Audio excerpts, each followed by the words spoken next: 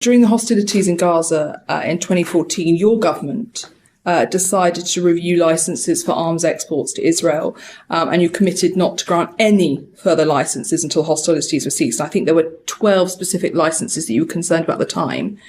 Why has there been no review, cessation, pause, despite the fact there should be an automatic trigger that exists within the department to immediately suspend when there's a significant change on the ground? Well, the way this works is that, as I'm sure you know, that the grant of licenses is done by the Department of Trade on the advice of the Foreign Office, and the Foreign Office has to look at compliance with international humanitarian law based on an assessment of the commitment that Israel has, the capability that they have, can they actually deliver on this capability, and the compliance. And that assessment is carried out on a sort of rolling basis. And so it is sort of permanently reviewed. And where the circumstances to change and us to reach a different view, we'd advise the Department of Trade accordingly. The immediate handbrake that, for example, after the terrorist attack in Kosovo, there was an immediate handbrake put in place in terms of sales of arms to Serbia. There was no immediate handbrake, as I am aware of, on this situation, despite there having been an enormous terrorist attack and then a response.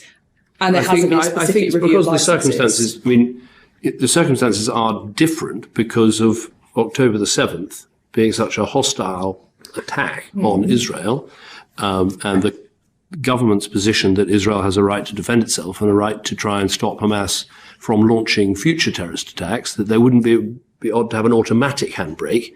What you have to do is assess on an ongoing basis, which is what we're doing. Israel has a full right to defend itself in international humanitarian law, but the British government has a duty to ensure that its export licenses are for arms exports as accurate as they can be. So you are not aware of any review within the system formally. Rolling basis, the point of a rolling basis is that you have the emergency handbrake for when it's needed. It's as you described. I mean, but you put one in place, which is why I'm surprised that there hasn't been one in 2014. Yes, but the casualties are so much higher this time.